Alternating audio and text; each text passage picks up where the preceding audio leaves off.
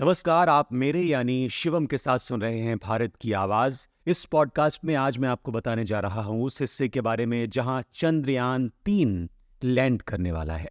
जी हां, बहुत रहस्यमयी हिस्सा है ये चांद का। अक्सर लोग इसका जिक्र करते हैं, लेकिन इसके रहस्य से पर्दा कभी नहीं हटा। बहुत सारी जानकारियां इससे जुड़ी हुई आई हैं।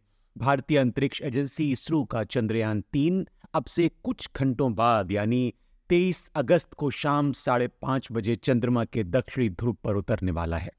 अगर चंद्रयान 3 दक्षिणी ध्रुव की सतह पर सॉफ्ट लैंडिंग यानी बेहद आराम से उतरने में सफल रहा, तो यह अंतरिक्ष क्षेत्र में भारत की एक बड़ी छलांग जैसा होगा।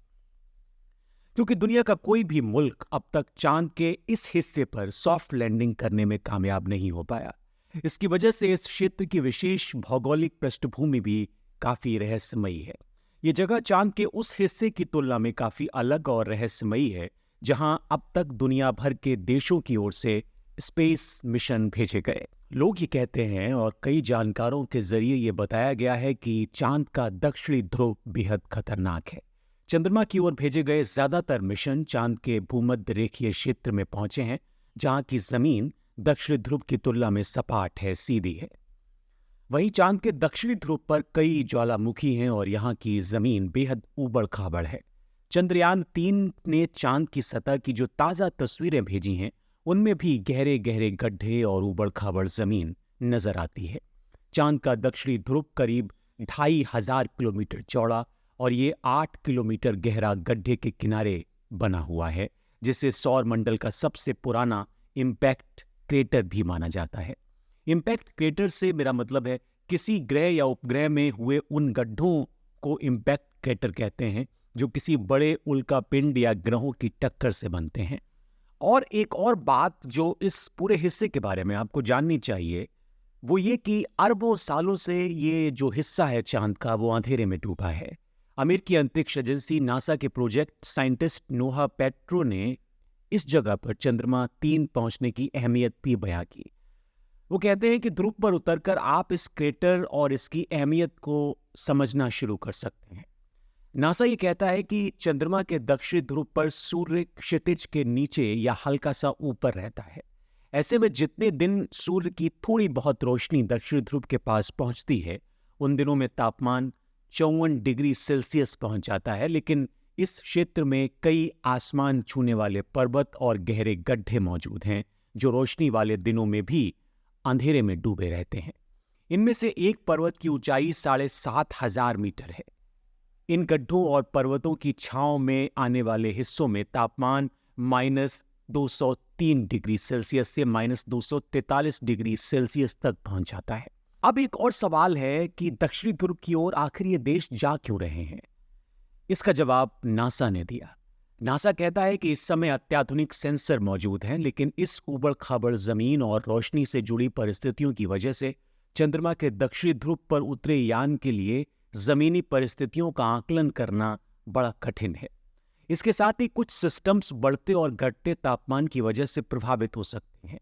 चंद्रमा इन दिनों भारत ही नहीं, रूस और चीन के अंतरिक्ष एजेंसियों के लिए भी रुचि का विषय बना हुआ है और रूस ने चंद्रयान 3 के बाद ही अपना अभियान लूना 25 चांद पर भेजा था। हालांकि वो भी दक्षिणी ध्रुव पर लैंड कराना चाहता था, लेकिन ये हो न सका। लूना 25 पिछले हफ्ते नियंत्रण से बाहर होने के बाद चांद की सतह पर क्रैश हो गया। बीते 47 सालों में चांद की ओर ये रूस का पहला अंतरिक्ष अभियान था जो असफल रहा।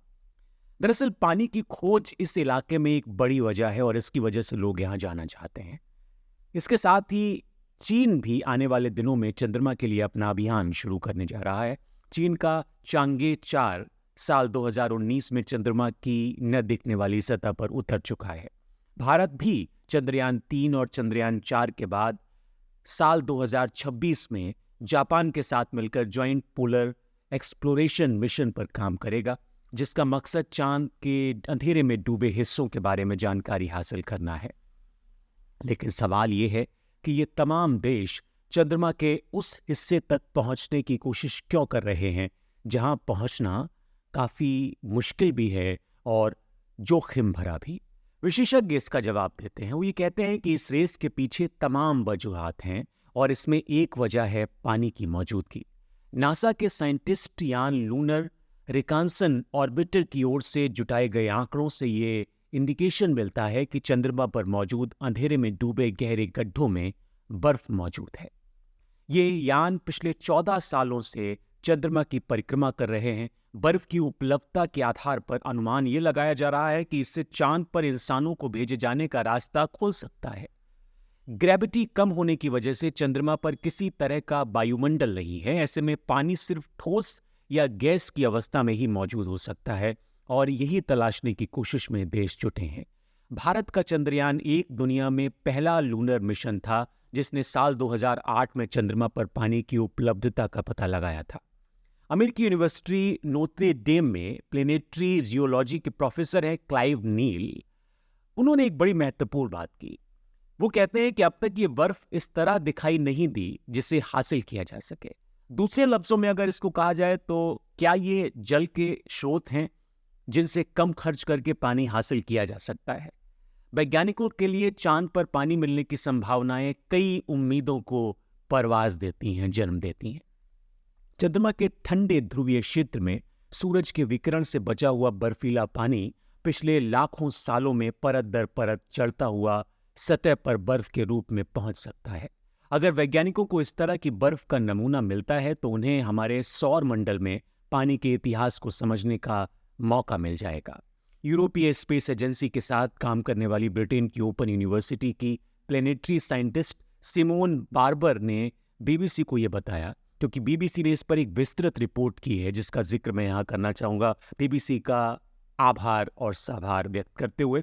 वो ये कहती है कि हम इस तरह के सवालों के जवाब तलाश सकते हैं कि पानी कब आया, कहाँ से आया और पृथ्वी पर जीवन के विकास के लिए इसके क्या निहितार्थ हैं। एक और जो बड़ा कारण है यहाँ उतरने का और वो है कमाई का जरिया। प्रोफेसर बार्बर कहती हैं कि चांद में अंतर्राष्ट्रीय स्पेस एजेंसियों की विशेष दिलचस्पी के लिए चांद की सतह के नीचे पानी तलाशने से ज्यादा व्यवहारिक वजह भी हैं।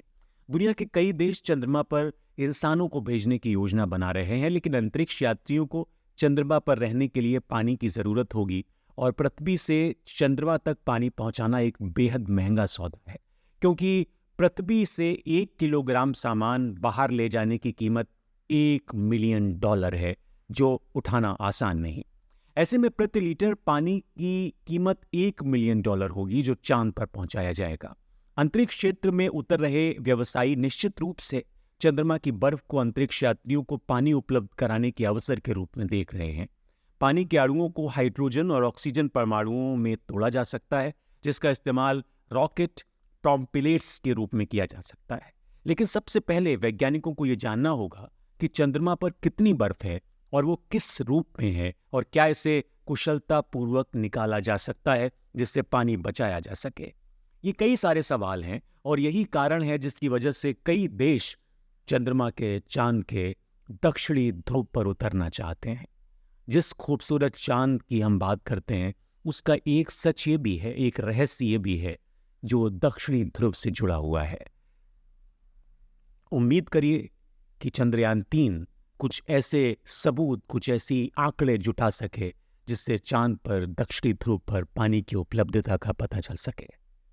सभी को शुभकामनाएं और इस उम्मीद के साथ कि जरूर एक दिन पृथ्वी वाले चांद पर एक नया मकाम हासिल करेंगे। आज के पॉडकास्ट में इतना ही। पॉडकास्ट से जुड़े हुए जो भी आंकड़े हैं, जो कमेंट हैं, वो आप ज़रूर दे सकते हैं। आप हमें बता सकते हैं कि आप किस तरह के पॉडकास्ट सुनना चाहते हैं और मुझे इजाज़त भी दे सकते हैं। बहुत शुक्रिया।